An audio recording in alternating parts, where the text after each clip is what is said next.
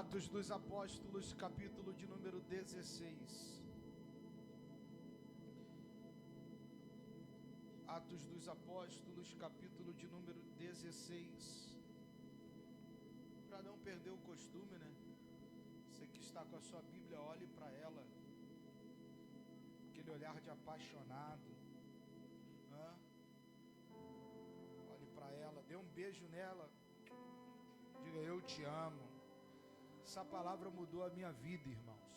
Tenho certeza que vai mudar a sua também. Atos 16, 19.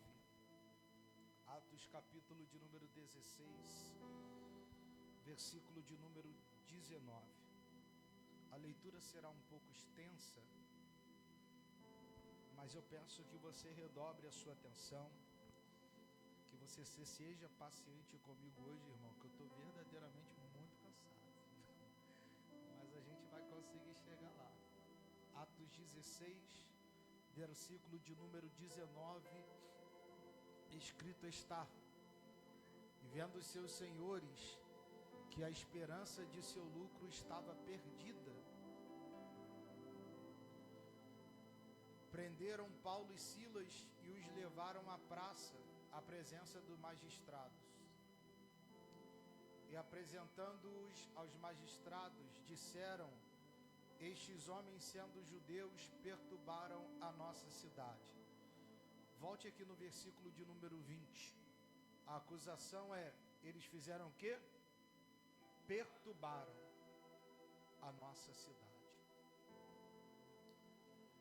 E nos expões costumes que não nos é lícito receber nem praticar, visto que somos romanos.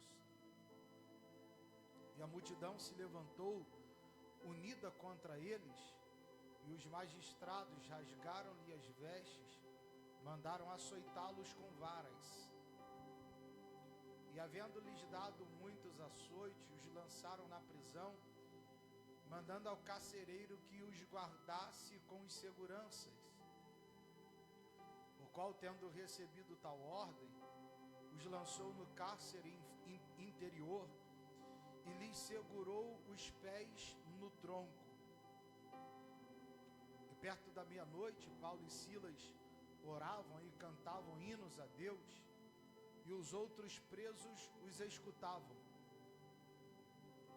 E de repente sobreveio um tão grande terremoto, que os alicerces do cárcere se moveram, e logo se abriram todas as portas, e foram soltas as prisões de todos. E acordando o carcereiro, e vendo abertas as portas da prisão, tirou a espada e quis matar-se, cuidando que os presos já tinham fugido. Mas Paulo clamou com grande voz, dizendo: não te faças nenhum mal, que todos aqui estamos. E pedindo luz, saltou dentro, e todo trêmulo se prostrou ante a Paulo e Silas. E tirando-os para fora, disse: senhores, que é necessário que eu faça para ser salvo? E eles disseram: crê no Senhor Jesus Cristo e serás salvo tu e tua casa.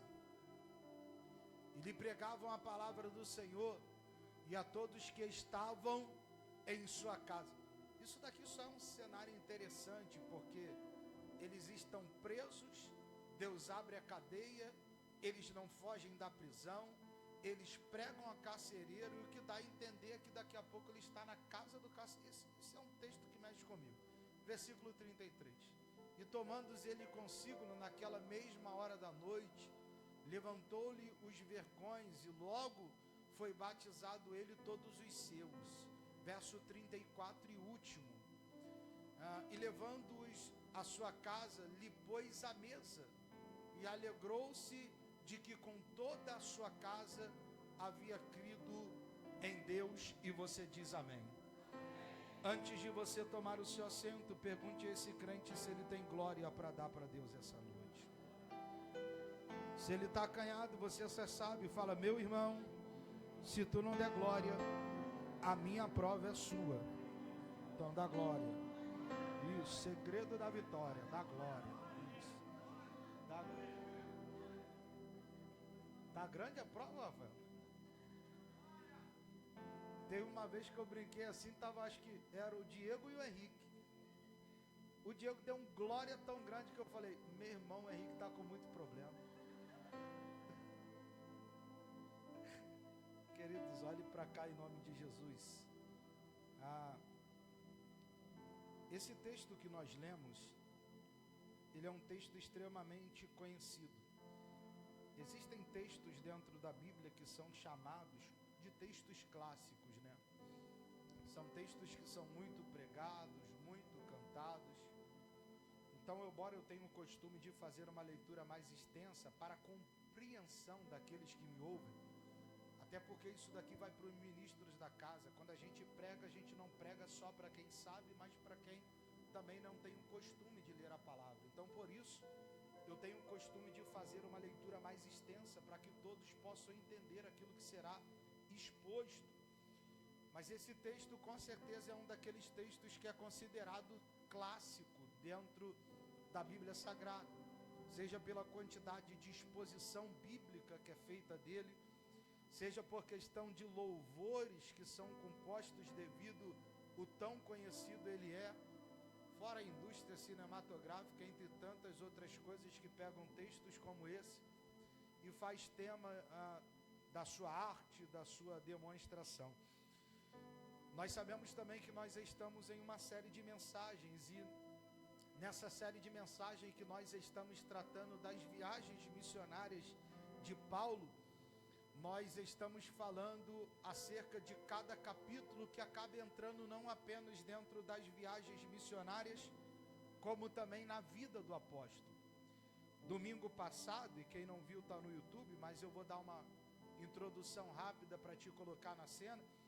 Domingo passado nós fizemos uma introdução acerca do início dessa que vem a ser a segunda viagem missionária do apóstolo. A primeira viagem missionária está no capítulo de número 13 e 14 de Atos. Capítulo de número 15, o concílio a qual nós pregamos. Capítulo de número 16, a qual nós lemos, é o início da segunda grande viagem missionária que o apóstolo Paulo fará. Algumas coisas que eu abordei na última semana, e eu vou falar aqui de maneira muito rápida, para que possamos seguir o entendimento, mas existem pontos que merecem ser aqui mais uma vez destacados. É que diferente da primeira viagem missionária, a qual Paulo foi junto com Barnabé pregar o evangelho aos gentios, nessa segunda viagem missionária, a dupla missionária não será mais Paulo e Barnabé. Nós vimos que cada um vai seguir para um lado com um discípulo, e Paulo então ele vai seguir essa segunda viagem missionária acompanhado de Silas, que foi um dos homens enviados pela igreja de Jerusalém para falar à igreja de Antioquia a respeito da decisão que foi tomada no capítulo de número 15 com o concílio acerca da circuncisão. Então, diferente da primeira viagem missionária, Paulo agora não está acompanhado mais de Barnabé, mas ele está acompanhado de Silas para essa nova empreitada de pregar o evangelho.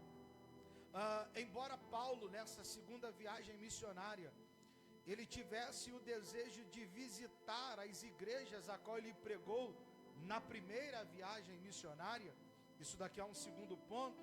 Embora ele tenha esse desejo, nós vimos também que o desejo dele é abrir novas frentes missionárias, abrir novos campos missionários para que o evangelho pudesse se expandir. Perceba que é um desejo geral da igreja do primeiro século, a exposição da palavra aos ouvidos daqueles que nunca ouviram falar acerca de Jesus Cristo. E esse é o desejo do apóstolo. Não apenas testificar as igrejas a qual ele pregou na sua primeira viagem, e nós falamos aqui, né, Pafos, Pergue, Listra, Derbe, Salamina, entre tantos outros lugares que ele passou, mas ele também está querendo abrir uma nova frente missionária. Só que o que nós vimos é que no início do capítulo de número 16, embora o propósito fosse bom, a obra fosse louvável, não é o pastor Tiago, não é a falta de transporte, mas é o próprio Deus que vai impedir o apóstolo de pregar no lugar qual ele queria pregar, de abrir frente missionária nos locais a qual ele gostaria de estar pregando. Perceba, Paulo ele não estava indo para uma viagem de passeio com a família. O desejo dele era pregar, mas mesmo sendo pregado, Deus disse não. Isso daqui eu preciso pontuar uma vez. Haverão momentos na sua vida que Deus vai dizer não para você. Haverão momentos na tua vida, na tua caminhada comigo, e aqui olha para mim, que eu vou dizer não para você.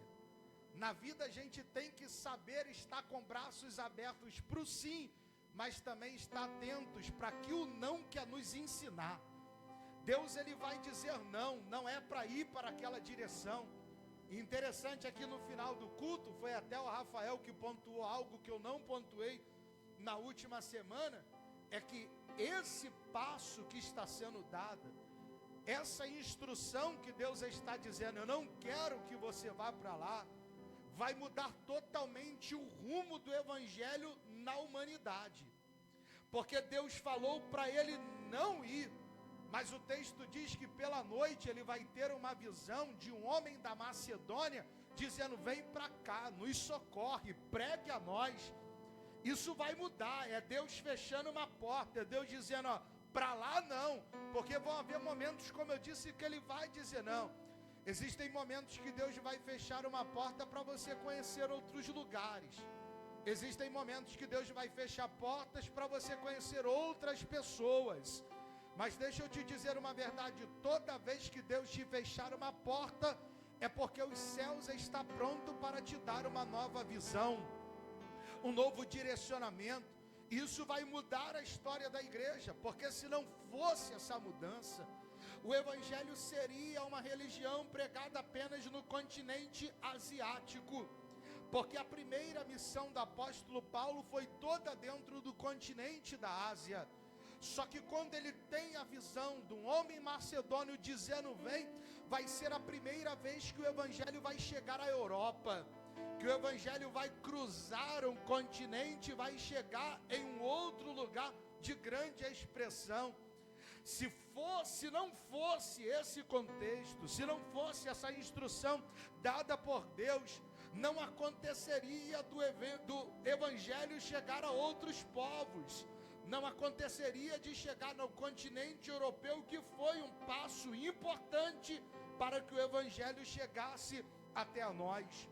Um terceiro ponto que foi introduzido e pontuado a nível de introdução é que desta vez Paulo não irá acompanhado apenas de Silas, mas em Atos dos Apóstolos, não precisa abrir ainda, capítulo de número 16, versículo de número 1, nós vimos que o filho amado do apóstolo Paulo, por nome de Timóteo, ele irá se juntar à caravana missionária.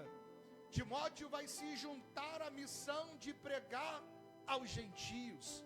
No versículo de número 10 do capítulo de número 16, não será mais apenas Paulo, Silas e Timóteo, mas Lucas, o mesmo Lucas, autor de Atos dos Apóstolos, autor do Evangelho segundo Lucas, ele também irá se juntar à caravana missionária. E por que nós sabemos disso?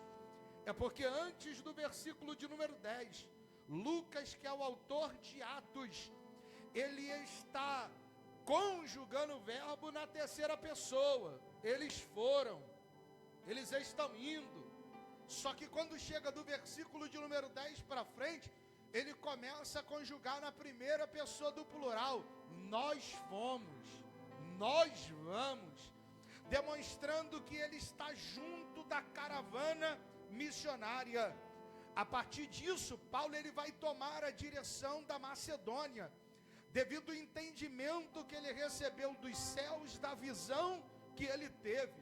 A missão será ancorada nessa região da Macedônia, mais precisamente na região de Filipos. Nós vamos ver que ele vai passar por algumas cidades, mas ele vai ancorar a missão na cidade.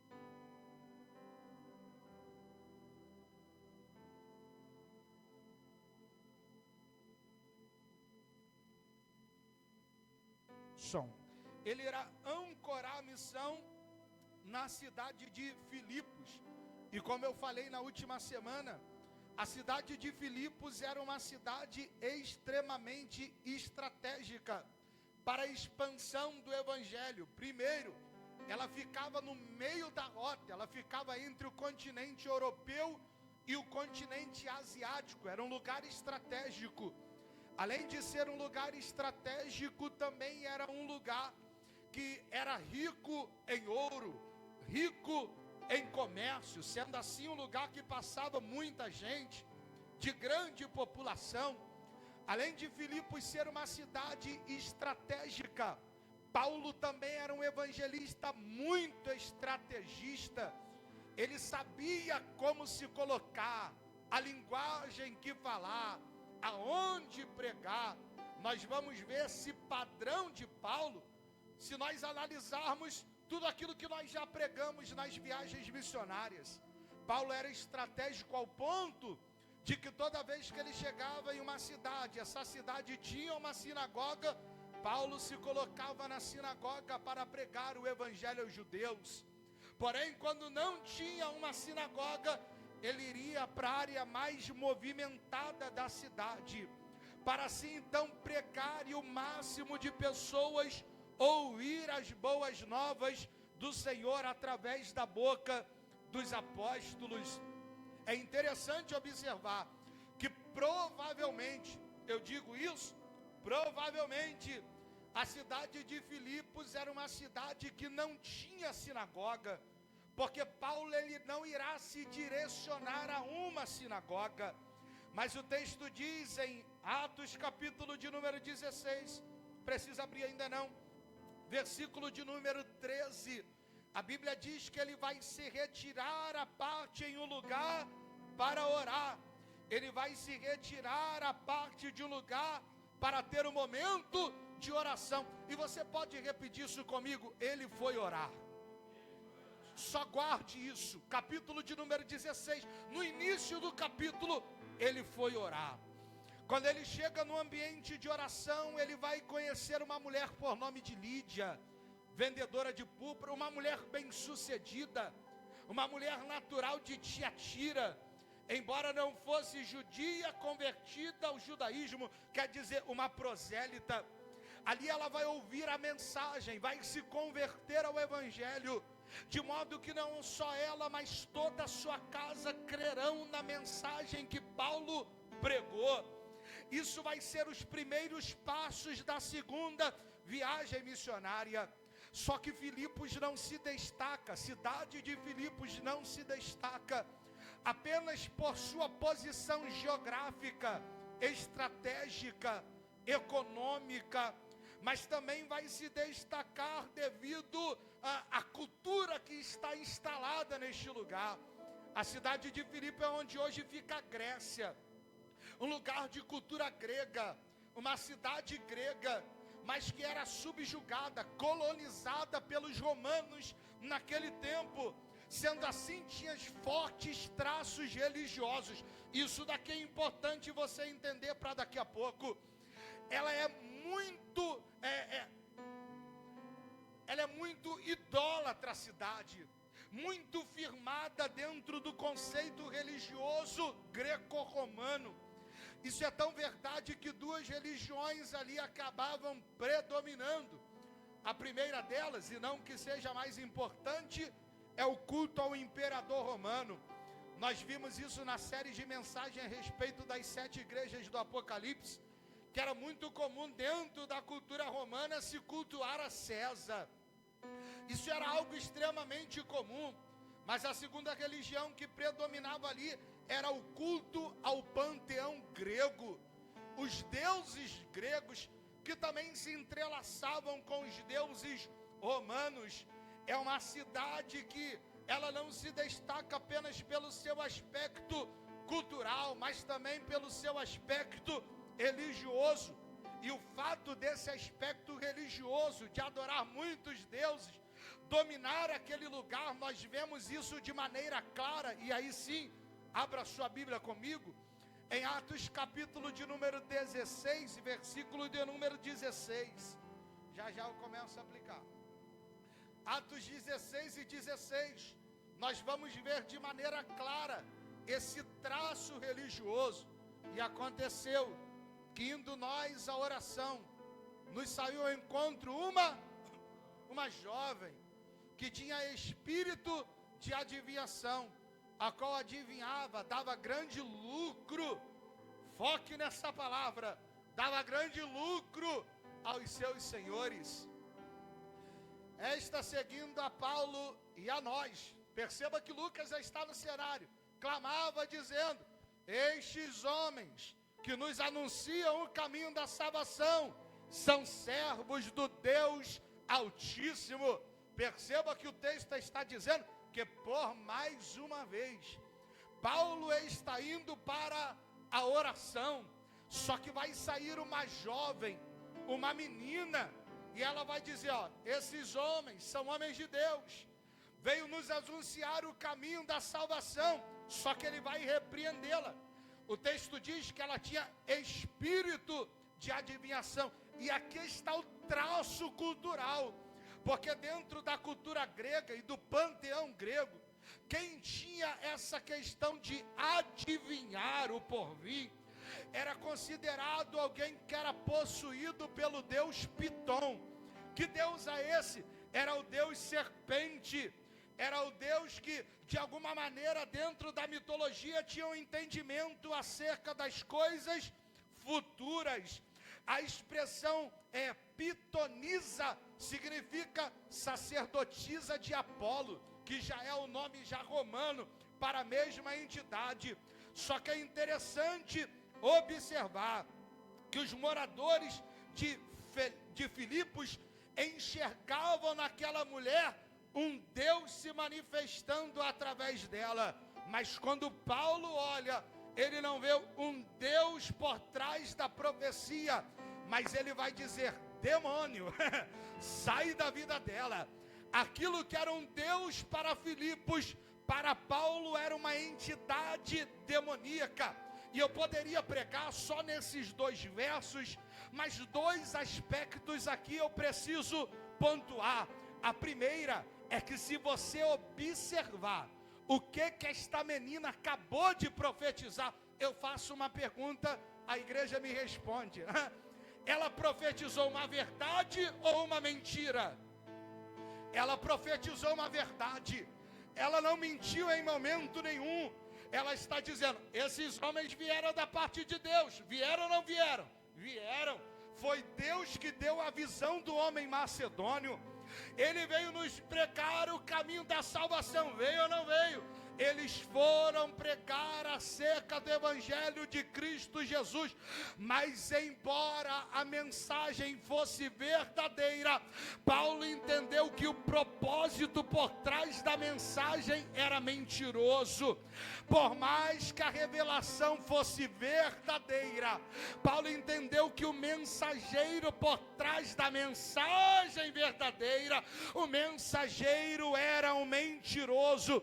Falso profeta não é caracterizado apenas por profetizar mentira, mas também é caracterizado principalmente por não levar uma vida na verdade. Nós temos para nós como igreja que falso profeta é quem erra a profecia, mas falso profeta não é só quem erra, é quem prega a verdade, mas vive uma mentira. Tem profetas na Bíblia que acertaram todas as profecias. Qual é o maior exemplo de falso profeta, biblicamente falando? Balaão. Números capítulo de número 25. Eu te desafio, encontre uma profecia de Balaão que não aconteceu. Encontre uma profecia de Balaão que foi mentirosa. Tem nenhuma, mas porque ele é considerado um falso profeta, porque embora Deus usou a boca dele para profetizar uma verdade, por trás, ele ensinava os inimigos de Israel a tropeçarem com as suas mulheres. É falso profeta não porque pregava uma mentira, mas sim porque não vivia na verdade. Não basta pregar a verdade, não basta profetizar a verdade, tem que viver de acordo com a verdade. Você pode me ajudar a pregar na noite desse dia e dizer para alguém: não adianta profetizar a verdade, tem que viver de acordo com a verdade. Isso é tão verdade que a Bíblia diz que naquele dia, na eternidade, alguém dirá: mas Senhor, eu preguei em seu nome, profetizei em seu nome, curei em seu nome, preguei, a igreja veio de cabeça para baixo. Todo mundo vai dar glória a Deus. Ele vai falar: você conhecia a palavra da verdade, mas porque não viveu, eu não te conheço. Só que Paulo teve o discernimento de entender: a mensagem é verdadeira, mas o propósito por trás dessa mensagem é mentiroso. Eu posso liberar uma palavra para alguém aqui na noite desse dia: que Deus te dê discernimento espiritual para entender aquilo que vem da parte dele e aquilo que não vem pela parte dele. Que você não venha se deixar levar por palavras bonitas, mas que você possa ter o discernimento espiritual em discernir o que vem dos céus e o que não vem. A mensagem dela é verdadeira, mas o propósito por trás é mentiroso. A segunda coisa que me chama a atenção, e eu paro por aqui, ela era adivinha, só que a adivinhação dela, as profecias dela, geravam lucro para os seus senhores. Eu imagino que alguém até sabe no que eu vou falar. As profecias delas geravam lucro. Quando eu olho para a Bíblia, eu não vejo os profetas de Deus obtendo lucro com as suas profecias. Você pode abrir a Bíblia comigo? Atos 7:52.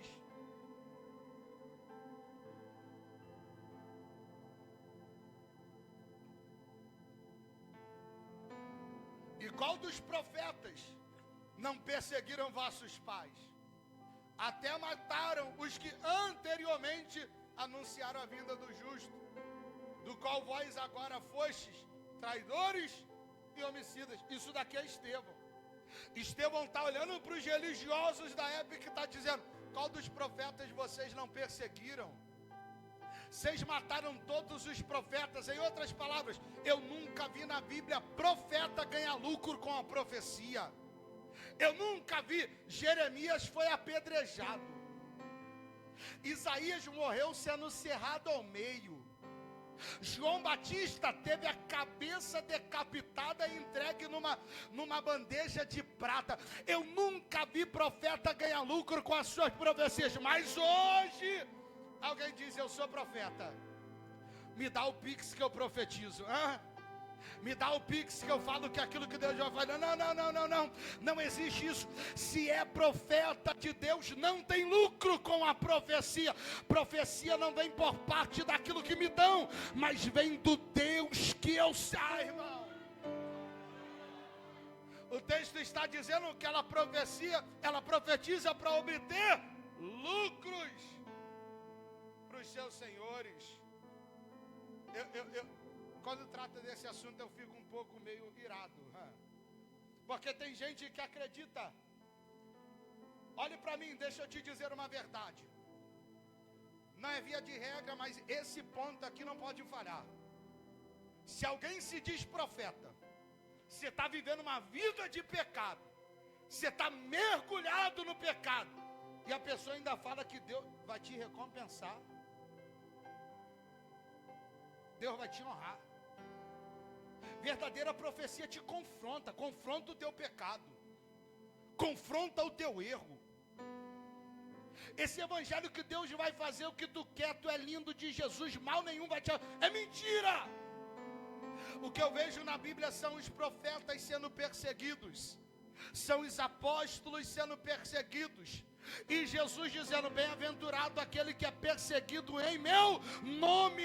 Irmão, profeta não profetiza para agradar, mas profetiza sim ou não. Ou é conserto, ou é Deus fazendo. Não tem outra escolha.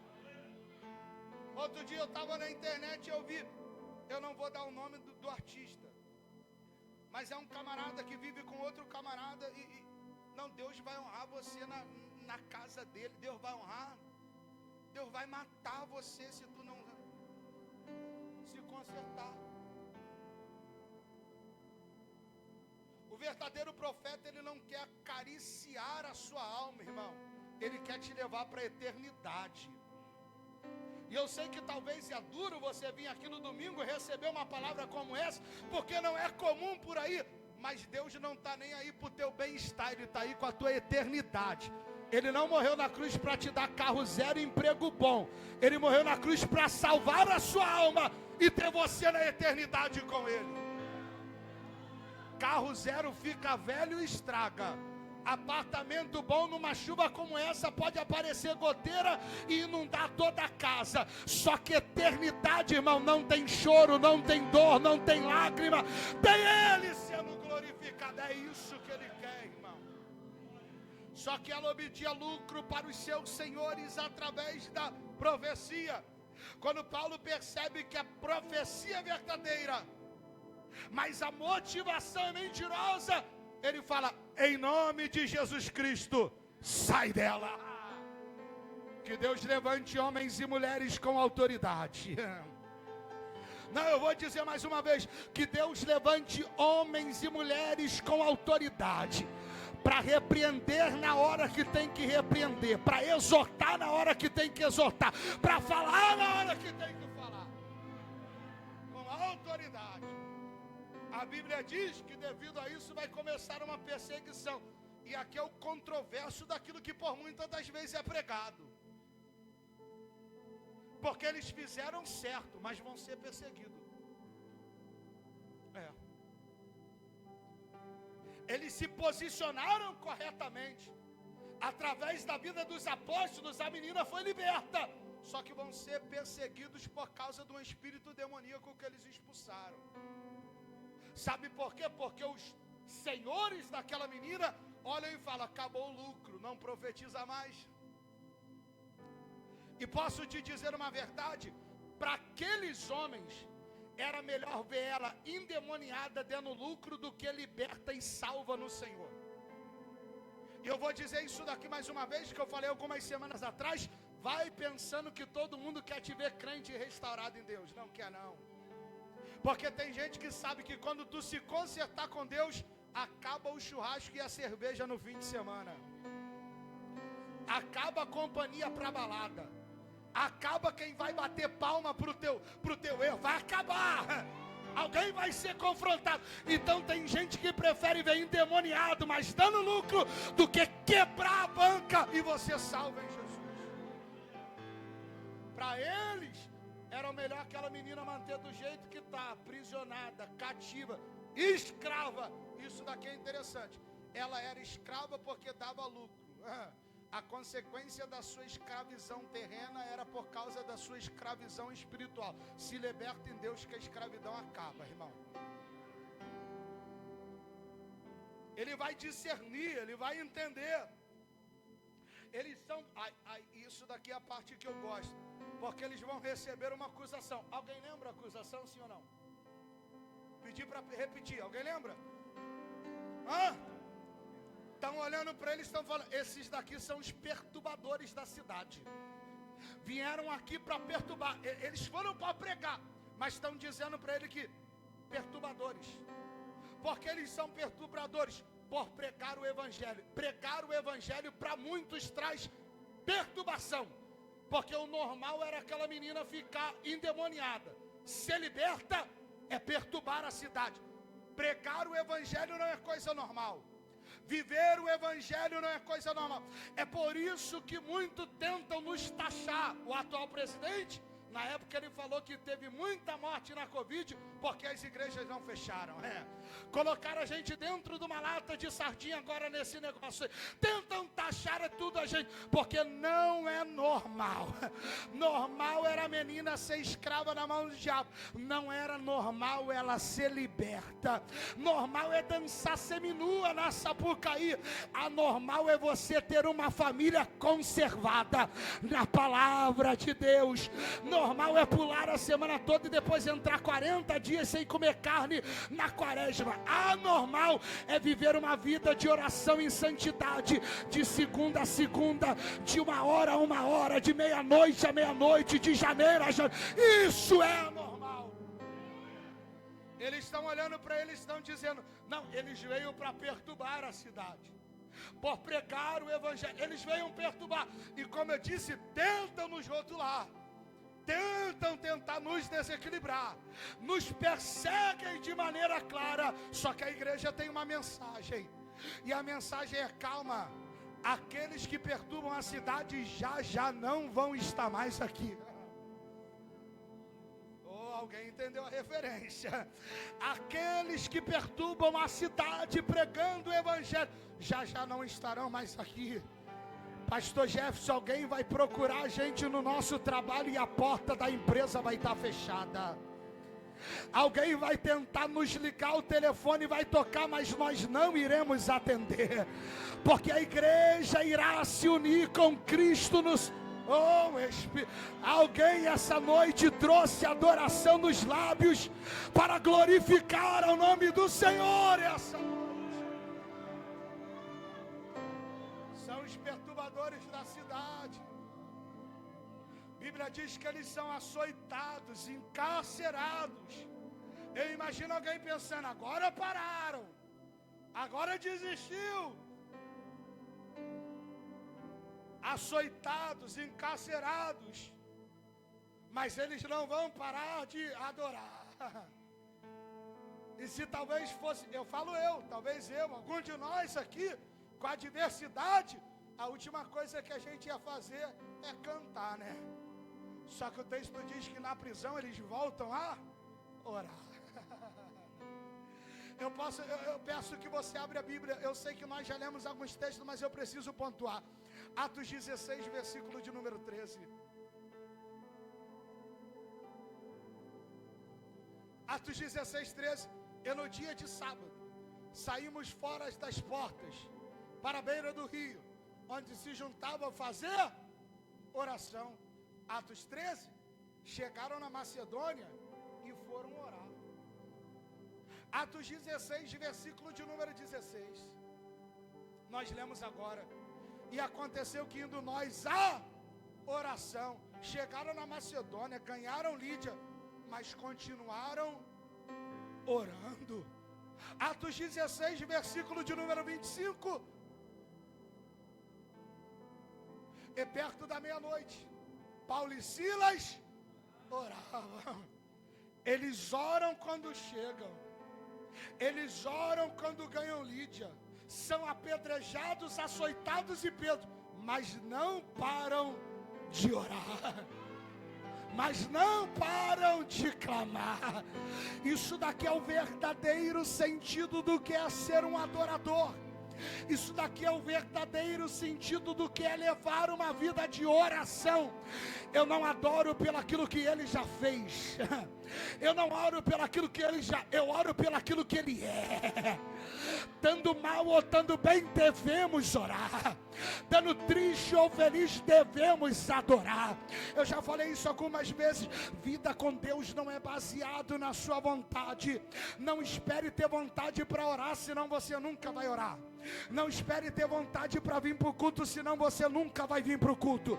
Não espere ter vontade para pregar, senão você nunca vai pregar. Não espere ter vontade para adorar, senão você nunca vai adorar. Vida com Deus é decisão. Eu oro quando estou bem, mas eu oro quando estou mal.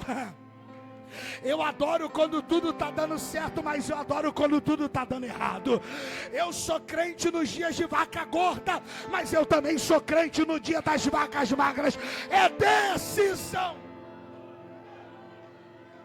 Eles não desistiram porque foram encarcerados, irmão. Não desistiram porque inundou a casa. Não. Eles decidiram viver uma vida de oração diante do Senhor. Eu posso liberar uma palavra para alguém aqui essa noite. Eu posso liberar. Você precisa voltar a orar como você orava. Você precisa adorar como você adorava. Você precisa voltar a ter uma vida de oração. Orar não muda Deus, irmão, mas muda você. Orar não te livra das tentações do pecado, mas te dá força para resistir eles. Você precisa voltar a orar. Você precisa voltar a buscar o Senhor. A gente briga hoje pelos aplausos, pelos catazes, pelas oportunidades. Volta a orar. Volta a ter uma vida de oração. Eles adoram independente de circunstâncias. E posso te falar, o dia não era confortável. Seja sincero. Imagina você.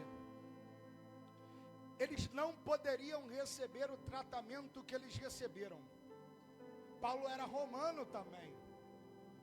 O final do capítulo vai dizer, olha, eu sou cidadão romano. Eu merecia um justo julgamento. Ele não poderia apanhar como ele apanhou. Quando diz que ele tomou varadas, isso era um tipo de sentença romana, assim como os açoites eram um tipo de sentença judaica. Ele foi, na verdade, ele tomou uma punição sem um justo julgamento. Imagina você ser injustiçado, acusado daquilo que tu não fez, perturbado, tu não fez, apanhar, ser lançado num cárcere, ser amarrado junto a um tronco para não fugir, mas todo arrebentado você falar, vamos orar aqui. Eu estou com dor aqui da pancada, mas vamos adorar, não vai mudar o cenário. Eu não vou conseguir, vamos adorar, porque o que eu não posso fazer, o Deus que recebe a minha adoração pode. Ora aí que eu vou orar aqui também, porque o Deus que ouve a nossa oração, Ele pode mudar esse cenário. Não tinha ar-condicionado, irmão. Não tinha cadeira confortável. Não tinha bebedouro com água gelada. Não tinha microfone para a mensagem chegar aí no canto da maneira que você está ouvindo. A região era difícil, o momento era complicado, mas eles decidiram manterem a adoração e oração. Você consegue entender? Não, aqui pra gente, eu já estou encerrando. Você consegue entender como a gente está caminhando para um momento perigoso? Porque hoje em dia a gente larga por causa de tudo, irmão. A gente vê uma coisa, não, o pastor Carlos Eduardo passou de carro e não buzinou para mim na calçada. Vou sair da igreja. Eu queria fazer isso, mas eu vou sair. Eu não estou falando de erro, de pecado. Eu estou falando de coisas banais que nos tiram do lugar que Deus nos plantou por bobeiras. E não estou falando de sair de uma igreja. Eu estou falando de abandonar a Cristo. Não, é porque alguém me feriu. Irmão, seja bem-vindo ao clube. Parabéns. Homens te ferem, mas Deus te cura. Seja bem-vindo. Você já foi ferido? Eu também, estou aqui. Eu nunca vi ninguém dizer, larguei a macumba porque o pai de santo foi rude comigo. Tu já ouviu? Eu nunca ouvi. Não, mas eu estou chateado. Não, eles apanharam injustamente, presos em um cárcere, apanharam tomando varadas, foram traídos, foram perseguidos, mas continuam em oração e adoração. Eles adoram a Deus pelaquilo que Ele é e não pelaquilo que Deus pode fazer. Não tinha cantor famoso, pregador com boa teologia. Tinha o seguinte, era eles e Deus, Deus e eles. Que Deus venha resgatar no nosso tempo esse desejo de adorar ao nome dEle, independente das adversidades. Porque eu posso te dizer uma verdade, os céus que ouvem a minha oração move a terra para trazer resposta para a minha vida. O texto diz que quando eles adoram e oram, os céus recebem. E vai ter um terremoto que vai abrir as prisões. Você teve isso daqui na escola, não vou ser muito detalhado, mas você sabe o que é um terremoto, sim ou não? Placa tectônica, não é isso? Move, choca, promove um tremor, sim ou não? Qualquer coisa coloca no Google lá que você vai ver. O céu recebe adoração e Deus está movendo na terra, irmão. Isso daqui não é nem maneira figurativa, isso daqui é literal, é Deus movendo a terra. É o céu recebendo adoração e Deus movendo o cárcere. Porque eu acredito que enquanto eu adoro e eu oro, Deus move a terra ao meu favor. Ele move ao meu favor. A oração ainda pode muito em seus efeitos. A oração ainda pode fazer aquilo que o médico não faz. A oração ainda pode vir com a justiça que a justiça não tem. A oração pode trazer de volta aquilo que homens não podem fazer. A oração pode. O céu que recebeu a adoração enviou, moveu a terra. O texto diz que vai haver um tremor, um terremoto. E qual é o comum do terremoto? É vir tudo abaixo. Só que esse terremoto, eu não sei qual foi a escala do Richard, né? Esse camarada que é o cara da escala. Eu não sei se foi 1 ou 5. Eu não sei qual foi. Eu só sei, Xandão. Esse Xandão é gente fina, para quem está aí vendo no YouTube. Esse Xandão é bom. Xandão, eu não sei a intensidade, mas sobre o cárcere. Não foi um tremor para destruir nada, foi para abrir com a prisão. Porque o normal é quebrar tudo, só que foi só para abrir porta esse temor. O texto diz que quando o carcereiro acorda, todas as prisões abertas, e ele tenta se matar. E aqui tem um ponto, irmão. Nunca espere que aquilo que Deus tem para fazer na tua vida vai matar quem te prende e quem tu não gosta. Deus gosta de gente que a gente não gosta.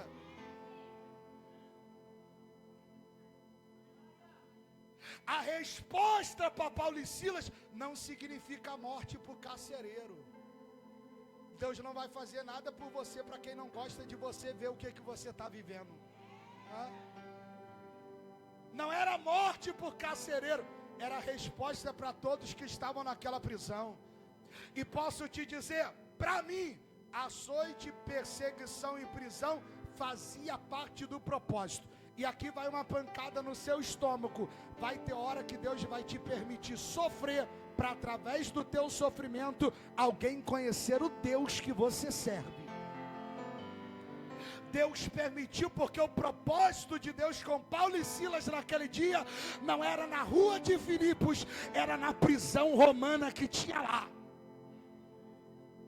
Quando ele vai lançar-se na espada para se matar, a Bíblia diz que Paulo grita lá de dentro: não se mata. Porque todos, tem coisa que a Bíblia, ela mexe comigo, irmão. Você precisa se perguntar, mexe comigo. Porque diz que ninguém fugiu. E alguém pode dizer, não, só tinha Paulo e Silas na prisão. O texto não diz isso, porque o texto diz que eles adoravam, oraram e todos ouviam. Se todos ouviam, não estavam só eles. Mas de alguma maneira, ao ouvir a adoração e a oração, quando a prisão abriu, alguém entendeu, não vale a pena fugir. É melhor estar nesse ambiente de oração e adoração. Aí o pastor Hernani Dias Lopes, ele diz uma frase que pega comigo. Ele fala, a pessoa que consegue continuar adorando e clamando nunca será verdadeiramente alguém que está preso. Porque a prisão conseguiu prender o corpo, mas não prendeu a adoração em espírito. Não se lança, porque aquele homem ia se lançar. Porque dentro da lei romana, se ele perdesse um preso, ele seria levado à morte de maneira pública. Isso não seria apenas um fim dele, mas uma vergonha para toda a sua casa.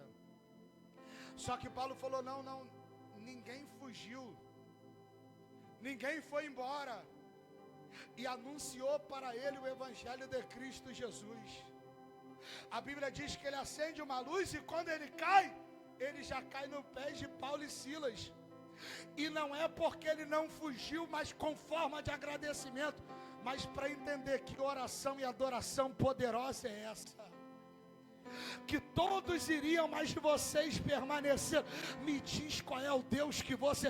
Como eu faço para ser salvo? É a pergunta do carcereiro. Imagina seu testemunho ser tão impactante, que alguém de olhar para você fale, como eu faço para ser salvo e servir ao Deus que você serve? Porque essa é a pergunta do carcereiro. Como eu faço para ser salvo? Ele vai dizer, crê tu no Senhor Jesus Cristo, e você e a sua casa. A pastora deu um aleluia ali, que a família dela é muito grande. Vai ter uma aula do céu só para a família da pastora Rosana. Crê e será salvo tu e a tua casa. Isso daqui é para a gente encerrar, porque eu acredito que a mensagem que chegou primeiro em você, a mensagem que alcançou primeiro você, o efeito dessa mensagem não para em você. Eu vou repetir isso daqui. A mensagem que primeiro alcançou você, a mensagem que primeiro resgatou você, o efeito dessa mensagem não irá parar em você. O carcereiro ouviu a mensagem e se rendeu, mas lá na frente é Paulo dentro da casa do carcereiro, batizando ele e toda a sua casa. Levante as suas mãos que eu vou liberar uma palavra do céu. A mensagem do evangelho que te alcançou, alcançará toda a sua casa. Seus filhos conhecerão sobre o Cristo que você serve. Sua esposa vivenciará a experiência diante do Cristo que você serve. Seu marido servirá ao Cristo que você serve. Porque a mensagem não vai parar em você, ela vai passar por você. Essa é a dúvida. A mensagem não para dele, mas a mensagem vai passar por ele. Aquele homem, ele ganhou vida 2 vezes em um dia. Primeiro que ele ia se matar e não morreu, não se matou. E segundo porque ele teve um encontro verdadeiro com o Cristo que dá vida. Eu vim essa noite aqui para pregar para alguém essa noite, para dizer, renove a sua esperança em Deus. É possível nos dias da adversidade se manter fiel em oração e adoração, mas creia que a mensagem que te atingiu não para em você, ela passa por você e alcança toda a sua casa. O meu pai foi meu pastor durante 10 anos. 10 anos o meu pai foi meu pastor. Sabe quem ganhou meu pai para Jesus? Eu e minha irmã, assim, 2 pequenininhos. Meu pai fumava. Quando começou a gente viu a gente indo para a igreja, parou de fumar. Começou a ver que esse negócio de igreja estava fazendo bem para os 2 filhos. Foi para o encontro de casal. Achou o encontro de casal legal, não aceitou Jesus. Começou a trabalhar como voluntário e trabalhando aceitou Jesus. O tempo passou, virou pregador, foi para outros estados, até que pastoreou e foi meu pai pastor 10 anos. A mensagem não parou em mim, passou por mim. A Vitória está trabalhando em algum lugar aí da mídia. Minha irmã, quando eu perdi meu pai, se aproximou de mim, não sei se por compaixão, não sei. Vivia às vezes 3 semanas trancada num quarto escuro, irmão. Não comia. Olho a fundo. Quem é da área da medicina? Alguém? Alguém? Área da saúde? Hã? Qual é aquela que você vê o corpo humano? Qual é o nome daquela matéria? Dá para fazer anatomia com a Vitória. Que ela não comia. Eu lembro uma vez que ela foi lá em casa, eu comecei a orar com ela, falar de Bíblia com ela, conversar. Ela comeu um pão. A minha mãe chorou. Meu Deus, ela está comendo um pão. Falei, não, a partir de hoje é comigo, é aqui em casa. Hoje em dia é obreira e serve o Senhor. Eu estou falando de testemunhos que eu conheço. Se eu conhecesse o teu, eu contaria o teu. Pastora Chayane começou a ir para a igreja, se converteu. Quem conhece a diaconisa Helena sabe como que ela é. Não para 2 segundos, irmão. Elétrica. Parece que tomou um choque que nunca passa o efeito. Ela falou, que doideira é essa que tu só quer saber de igreja? Fizeram uma lavagem cerebral em você. Foi para a igreja e nunca mais saiu da igreja. Quando eu comecei a namorar com a pastora Cheyenne, pastor Carlos Eduardo ia, mas não estava firme. Tentou se fazer até de durão. Teve uma vez que se eu contar a história vai te descredibilizar. Deixa isso pra lá.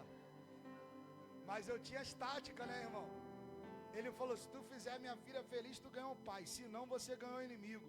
No dia dos pais eu dei um presente para ele. Aprende. Aprende. Anota. Só que hoje é pastor, porque um dia alguém se posicionou. Eu preciso te dizer, a mensagem que te resgatou não pode parar em você. Ela passa por você e alcança a sua casa. Ela passa por você e alcança os seus filhos. Ela passa por você e alcança a sua esposa, seu marido, ela passa por você. Eu encerro, se coloque sobre os seus pés. Eu encerro.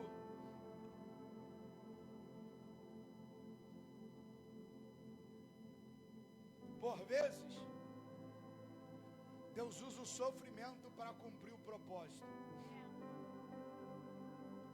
Por vezes Deus envia o sofrimento para você chegar no propósito. Como eu disse, Paulo precisou ser injustiçado junto a Silas, ser açoitado, encarcerado, para que um carcereiro tivesse um encontro com o Senhor Jesus. Semana passada eu terminei a mensagem falando dos diferentes contextos que cada alma que foi alcançado em Filipe se encontrava. Porque no capítulo de número 16, Paulo prega a uma mulher bem-sucedida que é Lídia, no versículo de número 13. No versículo de número 16, ele vai libertar uma menina que é escrava, que dava lucro aos seus senhores. Só que agora o evangelho vai alcançar um soldado romano dentro da prisão.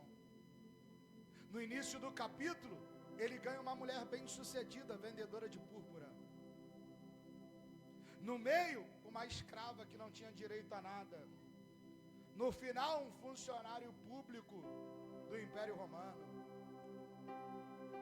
E eu concluo dizendo que independente do momento que você esteja vivendo, Deus tem uma palavra e uma experiência para você, irmão.